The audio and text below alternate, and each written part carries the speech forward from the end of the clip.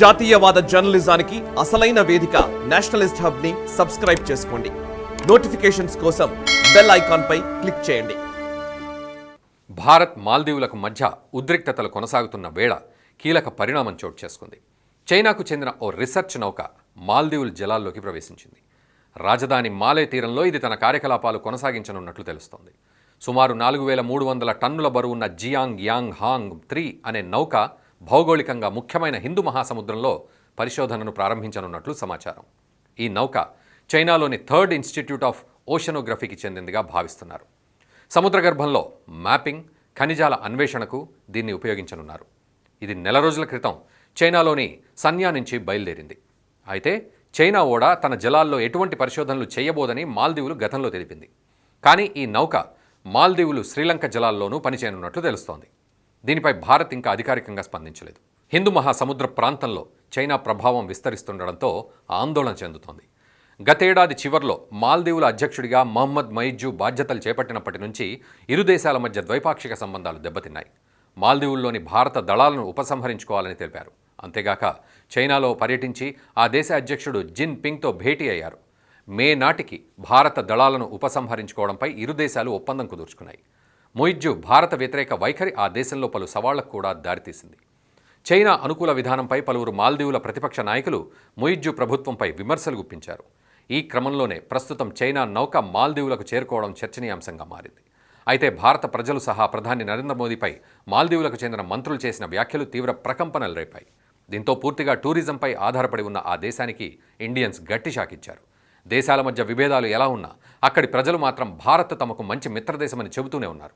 కాగా తాజాగా ఎక్స్లో వెలుగు చూసిన ఓ పోస్ట్ ఇప్పుడు వైరల్గా మారింది.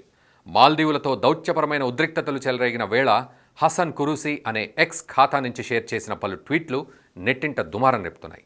ఇప్పుడు దేశం దివాళా తీస్తున్నందున భారత్ను విమర్శించిన మాల్దీవుల మంత్రులు సహాయం అర్థిస్తున్నారంటూ అందులో వెల్లడించారు. అదే ఖాతా నుంచి షేర్ చేసిన మరో పోస్టులో మొయిజ్జు అహంకారం వల్ల దేశం దివాళా స్థితికి చేరుకుందన్నారు. IMF ఆఫర్ చేసిన ఉద్దీపన ప్యాకేజీని తిరస్కరించినట్లు అందులో వెల్లడించారు. India, Pakistan, China, Australia, UK వంటి దేశాలు దయతో తమకు సాయం చేయాలంటూ మాల్దీవుల పబ్లిక్ బ్యాంక్ అకౌంట్ నెంబర్స్ను షేర్ చేశారు. అయితే ఆ ఖాతా బయోలో తను ఓ కల్పిత పాత్ర అని, ఏ నిర్దిష్ట వ్యక్తికి ప్రాతినిధ్యం వహించడం లేదని పేర్కొంది. దీనిపై మండిపడ్డ అక్కడి క్రిమినల్ కోర్టు ప్రభుత్వ వ్యతిరేక ట్వీట్లకు పేరుగాంచిన ఆ ట్విట్టర్ ఖాతాదారుని గుర్తించాలని ఆదేశించినట్లు మాల్దీవుల మీడియా సంస్థలు నివేదించాయి. నిజానికి భారత్తో విభేదాలు మాల్దీవులకు భారీ నష్టాన్ని చేశాయని చెప్పాలి. భారత్ నుంచి పర్యాటకులు తగ్గడంతో వారి స్థానాన్ని భర్తీ చేసేలా తగిన చర్యలు తీసుకోవాలని చైనాను అర్థించారు మాల్దీవుల అధ్యక్షుడు మొయిజ్జు. కానీ చైనా మాత్రం తనకు ఎంతవరకు లాభం అన్న అంశాన్ని బేరీజు వేసుకుని ప్రవర్తిస్తోంది. ఈ పరిణామం మాల్దీవులను మరింతగా ఆర్థిక సంక్షోభంలోకి నెట్టేసింది. ఇక మాల్దీవుల అధ్యక్షుడు మొహమ్మద్ మొయిజ్జు సైతం చైనా అండ చూసుకుని అడ్డగోలుగా వ్యవహరించారు. ఇండియా అవుట్ అనే ప్రచారాన్ని గణనీయంగా చేపట్టారు. మాల్దీవుల్లో ఉన్న భారత సైనికులను వెళ్లిపోవాలని ఆదేశించారు. ఇందుకు మే 10 వరకు గడువు పెట్టారు. అంతేకాదు చైనాలో పర్యటించి భారతదేశానికి వ్యతిరేకంగా పరోక్షంగా వ్యాఖ్యలు చేశారు. ఇది అక్కడి ప్రభుత్వ మనుగడపై తీవ్ర ప్రభావం చూపించింది. ఇక విపక్ష పార్టీల నాయకులు మొయిజ్జు ప్రభుత్వానికి వ్యతిరేకంగా నినాదాలు చేశారు. భారత ప్రభుత్వానికి వ్యతిరేకంగా తీసుకుంటున్న నిర్ణయాలను తప్పుబట్టారు. ఒకానొక దశలో ఆ దేశ పార్లమెంట్లో జరిగిన సమావేశంలో విపక్ష పార్టీల నాయకులు మొయిజ్జు పార్టీ నాయకులపై దాడులు కూడా చేశారు. భారతదేశానికి వ్యతిరేకంగా తీసుకుంటున్న నిర్ణయాలను వెనక్కి తీసుకోవాలని డిమాండ్ చేశారు. ఈ పరిణామాలు ఇలా జరుగుతుండగానే దేశంలో ఆర్థిక సంక్షోభం తీవ్ర స్థాయిలో ఉందని, దీన్ని తట్టుకోవాలంటే బెయిలౌట్ రుణాన్ని కోరుతూ ఆ దేశాధ్యక్షుడు మొయిజ్జు అంతర్జాతీయ ద్రవ్యనిధి సంస్థను ఆశ్రయించారు. మొయిజ్జు అధ్యక్షుడు కాకముందు భారత్ మాల్దీవుల మధ్య సన్నిహిత సంబంధాలుండేవి. ఆ దేశం కోసం భారత ప్రభుత్వం డబ్బు వెచ్చించేది. అయితే ఇటీవలి బడ్జెట్లో మాల్దీవులకు కేటాయించే సాయం విషయంలో భారత ప్రభుత్వం కోత విధించింది. దీంతోపాటు మన దేశం నుంచి వెళ్లే పర్యాటకులు పూర్తిగా తగ్గిపోవడం మాల్దీవుల ఆదాయంపై తీవ్రంగా ప్రభావం చూపింది. దీంతో ఆర్థిక పరంగా ఆ దేశం తీవ్ర అత్యయిక పరిస్థితిని ఎదుర్కొంటోంది. హోటళ్లకు గిరాకీ లేకపోవడం, విమానయాన సంస్థలకు టికెట్లు బుక్కు కాకపోవడం వంటి పరిణామాలు ఆ దేశంపై తీవ్ర ప్రభావాన్ని చూపిస్తున్నాయి. అటు చైనా కూడా మాల్దీవుల విషయంలో ఆచితూచి వ్యవహరిస్తుండడం మొయిజ్జు ప్రభుత్వాన్ని మరింత ఇబ్బంది పెడుతోంది. వాస్తవానికి చైనా అండ చూసుకునే ఆయన భారత ప్రభుత్వానికి వ్యతిరేకంగా స్వరం వినిపించడం మొదలుపెట్టారు. అయినప్పటికీ చైనా ప్రభుత్వం మాల్దీవుల అధ్యక్షుడు మొయిజ్జుని విశ్వసించడం లేదు.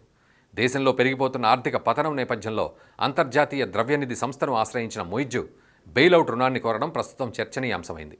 కాగా గతంలో మాల్దీవులకు వెళ్లే పర్యాటకుల్లో భారతీయులు మొదటి స్థానంలో ఉండేవారు. ఆ తర్వాత జరిగిన పరిణామాలతో ఇప్పుడు ఆ స్థానం 5కు పడిపోయింది. త్వరలో మరింత దిగజారిపోయే అవకాశాలు లేకపోలేదని పర్యాటక రంగ నిపుణులు అంటున్నారు. మాల్దీవులు ఆర్థిక పతనం నేపథ్యంలో నెటిజన్లు రకరకాల వ్యాఖ్యలు చేస్తున్నారు. భారతదేశంతో పెట్టుకుంటే ఏ దేశానికైనా ఇదే గతి పడుతుందని హెచ్చరిస్తున్నారు. ఈ వీడియో మీకు నచ్చినట్టయితే లైక్ చేయండి, 10 మందికి షేర్ చేయండి. అలాగే కామెంట్ల రూపంలో మీ అభిప్రాయాలను మాతో పంచుకోండి. Nationalist hub group of channels ను సబ్స్క్రైబ్ చేసుకుని తెలుగునాట జాతీయవాద జర్నలిజాన్ని ప్రోత్సహించండి. ఈ వీడియో కింద ఉన్న బెల్ ఐకాన్ పై క్లిక్ చేయడం మర్చిపోవద్దు.